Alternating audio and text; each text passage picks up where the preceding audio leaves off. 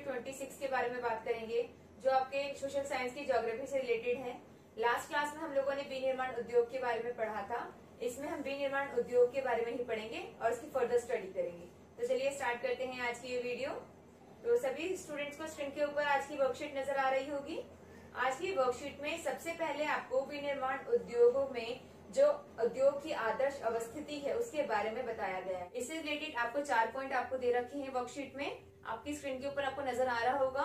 First of all है आपका कच्चा माल प्राप्त करने की लागत, दूसरा है आपका उत्पादन की लागत, देन वितरण की लागत और उसके बाद है आपका उद्योग स्थापना का निर्णय। यानी किसी भी उद्योग को स्थापित करने के लिए सबसे पहले हम ये देखते हैं कि जिस स्थान पर उद्योग को स्थापित किया जा रहा है वहां पर हमें कच्चा माल आसानी से उपलब्ध हो रहा है या नहीं, और उस कच्चे माल को प्राप्त करने में कितनी लागत आ रही है। सेकंड है आपका उत्पादन की लागत। उत्पादन की लागत के अंतर्गत जो भी वस्तु उत्पादित की जाएगी उसके उत्पादन में कितना खर्च आ रहा है, कितना श्रम लग रहा है, मशीनों का जो प्रयोग किया जा रहा है उसमें कितनी लागत आ रही है, ये सारी चीजें इसके अंतर्गत आती है। थर्ड है आपका वितरण की लागत। वितरण की लागत के अंतर्गत जो भी वस्तु हम तैयार करेंगे उस वस्तु को बाजार तक पहुंचाने में जो लागत आएगी उसको इसके अंतर्गत रखा जाता है। देन आपका आता है उद्योग स्थापना का निर्णय, यानी इसके पश्चात हम ये निर्णय लेंगे कि हमें उद्योग स्थापित करना है या नहीं। यानी उद्योगों की जो अवस्थिति है वो हमारे लिए अगर आदर्श है तो हम उसी स्थान पर उद्योगों को स्थापित करने का निर्णय लेंगे। इसके बाद आप सभी को एक छोटा सा पैराग्राफ नजर आ रहा होगा स्क्रीन के ऊपर। ये पैराग्राफ जो है आपको उद्योगों की अवस्थिति के कारकों के बारे में बताया है कि जो उद्योग है वो उन्हीं क्षेत्रों में स्थापित किए जाते हैं या फिर उन स्थानों पर स्थापित किए जाते हैं जहां पर ये महत्वपूर्ण कारक जो है पाए जाते हैं। जैसे आपको इसमें एग्जांपल्स दिए गए हैं कि उद्योगों को स्थापित करने के लिए कच्चे माल की उपलब्धता, श्रमिक, पूंजी, शक्ति के साधन और बाजार, इनका होना जरूरी है। लेकिन ये जरूरी तो नहीं कि ये सारे कारक हमें एक ही जगह उपलब्ध हो जाए, ऐसा पॉसिबल तो नहीं है। लेकिन ये कोशिश की जाती है कि ज्यादातर जो कारक है हमें एक जगह उपलब्ध हो जाए या फिर कम से कम कीमत पर उपलब्ध हो जाए। तो वो स्थान जो है वो आपके उत्पादन करने, किसी वस्तु का उत्पादन करने के लिए या उद्योग को स्थापित करने के लिए आदर्श माना जाता है। इसके पश्चात आपको इसमें दे रखा है कि जब वस्तुओं का उत्पादन किया जाता है तो औद्योगिकरण की जो प्रक्रिया होती है उस औद्योगिकरण की प्रक्रिया से शहरीकरण की प्रक्रिया में भी हमें काफी मदद मिलती है। कैसे? तो आप देखेंगे जिन क्षेत्रों में कारखाने स्थापित किए जाते हैं उन क्षेत्रों में काम करने के लिए हमें श्रम की आवश्यकता होती है, और श्रम की आवश्यकताओं को पूरा करने के लिए जब वहां पर मजदूर आकर काम करते हैं तो रोजगार का सर्जन होता है, और उस रोजगार के सर्जन के साथ साथ शहरीकरण की प्रक्रिया भी तेजी से बढ़ती है क्योंकि वहाँ पे सारी सुविधाएं उपलब्ध होती है, बैंकिंग है, परिवहन साधन है, अच्छे स्कूल कॉलेजेस खुल जाते हैं, हेल्थ फैसिलिटीज अच्छी हो जाती है। तो धीरे धीरे उस क्षेत्र का विकास हो जाता है, उस शहर का विकास हो जाता है। इसलिए आप देखेंगे कि औद्योगिकरण की प्रक्रिया जो है वो शहरीकरण की प्रक्रिया को भी बढ़ावा देता है। एट लास्ट आप लोगों के पैराग्राफ में समूहन बचत के बारे में दिया गया है। तो समूहन बचत क्या होता है कि शहरी क्षेत्रों में यानी शहरों में सारी सुविधाएं प्राप्त होती हैं। आप देखेंगे कि आपको वहाँ बैंकिंग की फैसिलिटी मिल जाएगी, परिवहन की फैसिलिटीज मिल जाएगी। तो इस तरीके से शहरों में इन सारी सुविधाओं का लाभ उठा करके वहां पर उद्योगों को स्थापित करना ही समूहन बचत कहलाता है। तो इस तरीके से इस पूरे पैराग्राफ में आप लोगों को उद्योगों की अवस्थिति के बारे में बताया गया है कि एक आदर्श स्थान वो होता है जहां पर सारे कारक मौजूद हो उद्योग से संबंधित, वहीं पर उद्योगों को स्थापित करके उससे संबंधित लाभ को उठाया जा सकता है। इस प्रकार से शहरों की सुविधाओं का लाभ उठा करके उनके आसपास के क्षेत्रों में अगर उद्योगों को स्थापित किया जाता है तो उसे समूहन बचत कहते हैं। आई थिंक आप लोगों को ये पूरा पैराग्राफ अच्छे से समझ में आ गया होगा। तो चलिए अब आगे बढ़ते हैं क्वेश्चन आंसर की तरफ। अब आपका पहला क्वेश्चन जो आपको स्क्रीन पे नजर आ रहा है वो आपका पहला क्वेश्चन है कि उद्योगों की स्थापना के लिए कौन सा स्थान उपयुक्त होता है।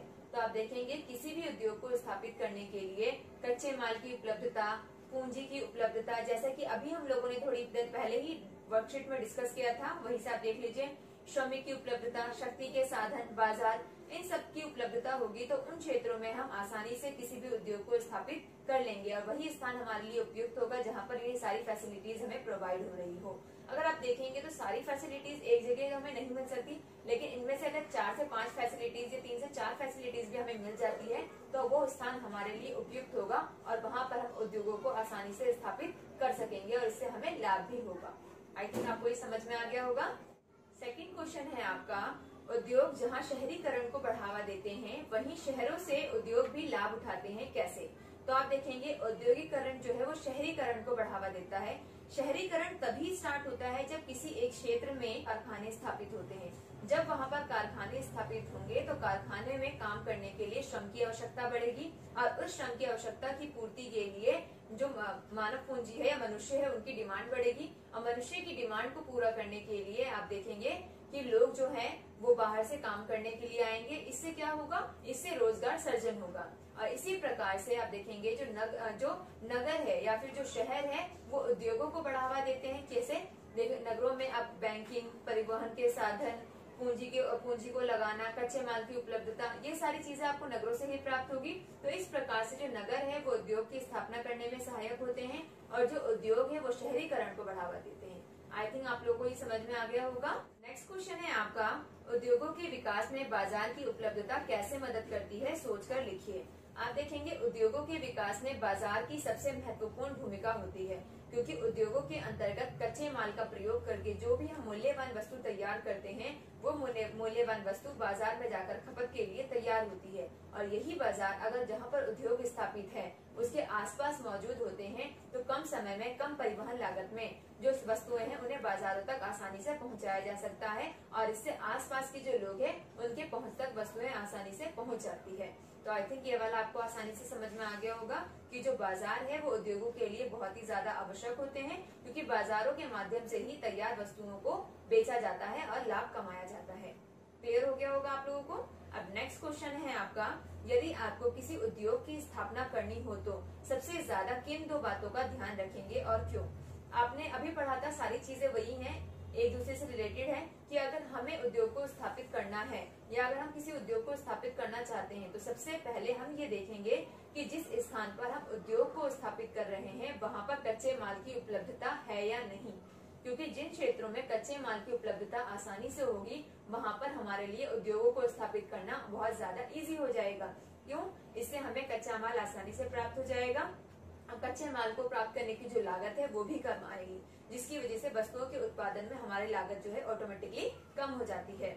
फिर नेक्स्ट इसमें अब देखेंगे कि सेकंड पॉइंट हमारा क्या होना चाहिए। सेकंड पॉइंट ये होना चाहिए कि अगर हम किसी उद्योग को स्थापित कर रहे हैं तो हम ये देखेंगे कि जो बाजार है वो ज्यादा दूर ना हो, क्योंकि जो भी वस्तु हम तैयार कर रहे हैं, तैयार करने के पश्चात उस वस्तु को खपत करने के लिए या उस वस्तु को बेचने के लिए और बेचकर लाभ कमाने के लिए बाजार का होना बहुत जरूरी है।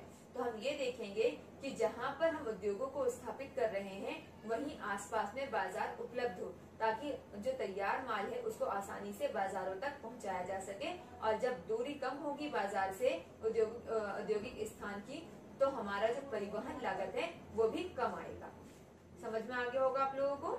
हमने इस पूरे वर्कशीट में आज विनिर्माण उद्योगों की अवस्थिति के बारे में पढ़ा कि किसी भी उद्योग को स्थापित करने के लिए कौन कौन से कारक मुख्य होते हैं और इस कारक की वजह से ही जो औद्योगिकरण की प्रक्रिया है वो बहुत ज्यादा विकसित होती है और औद्योगिकरण की प्रक्रिया जो है वो शहरीकरण की प्रक्रिया को बढ़ावा देता है। यानी जहाँ पर उद्योग जो है बहुत ज्यादा विकसित होते हैं वहीं पर शहरीकरण होना संभव हो पाता है।